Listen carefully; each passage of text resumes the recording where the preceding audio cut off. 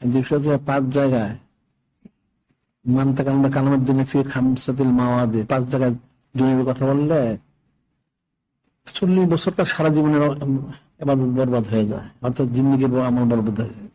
তার মধ্যে একটা হলো কালাম শব্দ তেলাওয়াত করার সময়, আবার মসজিদে তার আবার মসজিদের মধ্যে মনোযোগ দিয়ে শুনতে হবে, মহব্বতের সাথে শুনতে হবে, হুজুরের সাথে শুনতে হবে কি পাঠ করতেছে।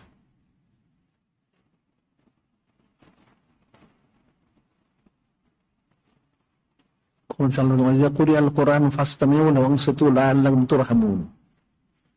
আল্লাহ নিজে বলছেন কোন সময় ওয়াইজা কুরিয়াল কোরআন ফাসতামিউ লাহু ওয়ানসিতু লাআল্লাকুম তুরহামুন। কোন সময় তেলাওয়াত করা হয়, যদিও এটা মানা আমাদের সময় সবসময়ের জন্য,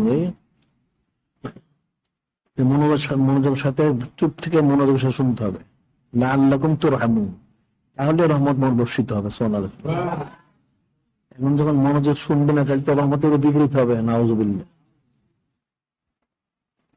এখন চুপ থেকে মনোযোগ থেকে শুনতে হবে, মহব্বতের সাথে শুনতে হবে।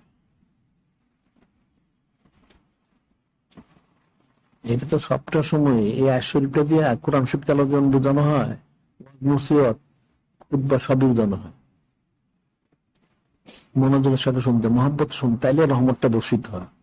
এবং যখন গাফলতি করে তখন সেটা রহমত থেকে সে বঞ্চিত হয়ে যায়।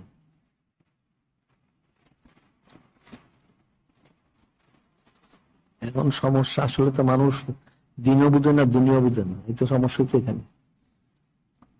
দিন যদি বুঝতো তাহলে তো মনোযোগের সাথে শুনতো।